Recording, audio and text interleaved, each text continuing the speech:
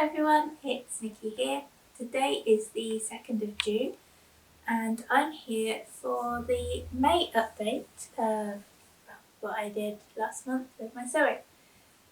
It was an okay month. It was very busy in places, especially work-wise, so I still got a lot of sewing done though. But before we start, I'm going to begin with some finishes and kind of more fully finished. So, first one is Death Head Moth. I'm probably going to get quite a bit of glare on this, I'm afraid. I actually had it framed, and rather than frame it myself, I sent it away to be framed. So I used Atelier Framing here in the UK, and it was a great experience. Kind of got in touch, gave the dimensions of my sewing, a picture of the sewing as well, and went through some of the frame options. I said what kind of frame that I liked, and then what kind of colour mount I was looking for. I wanted something that would go with the moth, so I chose a sepia undermount and then this blue for the top mount. And I really love how it looks, and the wall that it is on is almost this shade of blue as well, so it looks great hanging up. So a really great piece of work. It was framed so quickly between me sending it away and getting it back again. Yeah, it looks really good. So coming months I'm going to find another one that I'm going to send off. We know I've got a few more waiting to be framed, but one at a time I think. So that's my finish. This is a Gecko Rouge kit. It's a Gold Club members exclusive. I think it is still available for people who are members of the Gold Club, but the artist is Lorna Lane and she does have some fabulous designs anyway on the Gecko Rouge website. One of them is the honeybee that Animal Instincts has stitched.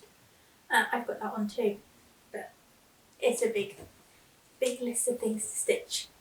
The other thing I did is not cross stitch, it's quilting, and it's huge. So I signed up for a quilt along. I'm not that experienced with quilting, but I signed up for a quilt along about a year ago, and I finally got it finished. I'm going to have to stand up for this because it's huge. I lift it over my head and it's here. So so I obviously finished it, and then I sent this away to be quilted on a long arm quilter because it's massive, and I struggle with sewing machines anyway because I'm scared of them, but it's great. It's called the Big Plaid Quilt, and so everything's just like slowly increasing square size, and the fabric is by Ruby Star Society, and it's lovely. And like when I saw it, I just fell in love with it and decided I'm going to have to do that. This is the fabric I chose for the backing. It goes with it. So it is massive and I really like it, and it was well worth getting it quilted on a long arm because I would have struggled to get all this through my sewing machine. So let's sit down again. Let's keep it over me. It's lovely and sunny here today. Last couple of days have been really dull and dreary, so it's nice to have some sunshine. So, what did I actually cross stitch? In May, we have a little light reading. Now, because I finished Nightmare, a little light reading took the slot on the 3-week spot. I have some changes to the rotation I'll go through after this. So I think the last time I was working on it for a week, it's going to be difficult. I finished like this. So I finished these, and I think I started on the dragon's nose. Yeah, Yeah, that'd be about right. So when I came back to it, I did this page and this page. That's the third row of pages done now. You can see it's getting to the end. That is the third corner, so the bottom corner's done. And so I got that done, and I also got most of this page done in 3 weeks as well. So lots done. This page mostly done. The next time it comes out, I'm hoping to get another row of pages finished. That would be fantastic. And then I'll be on the last full-size row, and I'm expecting to get this done next year. That'll be good. So that's the whole point of moving it into the 3-week slot, so I'll be able to focus and get it done. Now this is so far, this has been fairly simple. It's not masses of confetti. There's obviously loads of blocks of plain colours, kind of my nemesis. You don't get on too well with big blocks of colour. You'll see what I mean in a minute. And so yeah, it's actually, all the Randall Spangler designs, it's Heaven and Earth designs, they're all fun to stitch. There's just so many colours, the dragons are cute, and I just love working on the dragons. The fabric is 25 count, easy count, stitched 1/1 full bosses. And I'm kind of working a page at a time, working the colour across the whole page. Now, I might change my mind next time. Next one. So this is what I worked on for the 1 week. You haven't seen this one before. And I meant to get my picture of what it will look like, but I forgot. It's Santa Paws by Pain Free Crafts. Artwork is by Chris Dunn. It is mostly dark brown, dark blue and black, apart from the colours on the curtain. So the kit was my Christmas present last year. So obviously I had to start it on Christmas Day because you have to. So I stitched on it for Christmas Day and Boxing Day and got the top corner done, and really, you can't see what that is, so I didn't share it. But now I have, I think we're moving the camera, I have, you can see the curtain.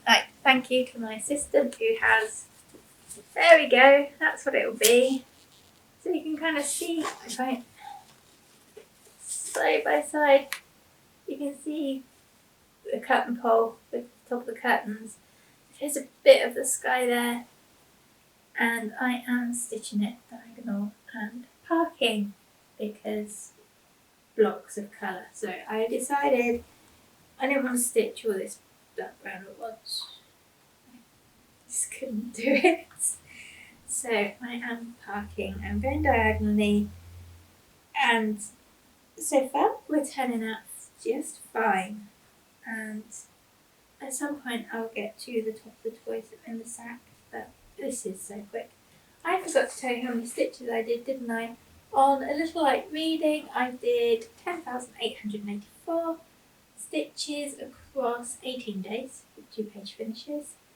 And on this one, I stitched 4,593 stitches across 9 days. I haven't quite finished page 1 because I think we've got a couple more diagonals to get that little corner done. But we'll soon be there. And it's not a massive piece. So this is my 1 week rotation piece. So now, it is also stitched on 25 count, easy count from, that's what I got. DMC threads, it's a kit as I said. Next, it's the massive one. And it's shifting so I can balance. It's this side that we're doing. So it's our bookshelf. Again, another kit from Gecko Rouge. Again, 25 count, easy count fabric from Zweigart and DMC threads. It's a kit. It's huge. That's the end of the shelf. I am nearly all the way across the first row of pages. This did miss a few days in May, but I'm still happy with the progress I got. I managed to get this page finished, which was page 12. There's 14 pages, but one page is just like the edge of the bookshelf. So I got this page finished and then made a start on this.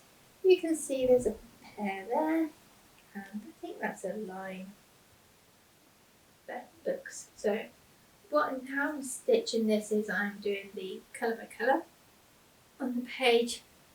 I actually started with black on this page because if there's a lot of black, it's a good way to get some structure so you can see where you're sewing.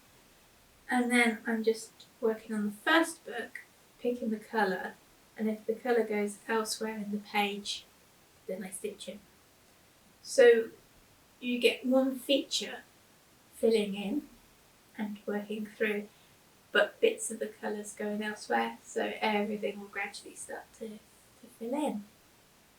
So I can't remember if I said how many stitches I did. It was 3,851 across 17 days, but most of those are just like 1 hour lunch times and a couple of hours in the morning on the weekends. So get to this one again without damaging anything, including myself. And then Qiuetichen. I finished page 4. So page 4, bottom there, you have her dress, which is why that page took so long to finish. So many colours in this. Now, I think I've got a little bit extra done on this month because, as I said, I was busy with work, and so I kind of needed to be, when I was working from home, I needed to be near my computer really early in the morning to get some checks and bits and bobs done. But it wasn't my normal start time, so I kind of kept an eye on that and then worked on this one in between. So altogether I did 3,417 stitches over 14 days. Sometimes that was an hour, sometimes not even that, so it comes along slowly. But now we're back up here on her dress. It's 2 pages. I think I might go across and work down up in the threads like I have been doing. Sometimes I like to park, it's kind of in the right space in my head for me. So this is on 20 count, easy count, it's Nader, and I'm stitching this with 2 strands of DMC working 4 crosses, so it's thick, especially where there's a lot of detail, it gets really thick. But it's not impossible to stitch with. I am using a size 24 needle for this one though, just to kind of open up the holes a bit more to get threads through.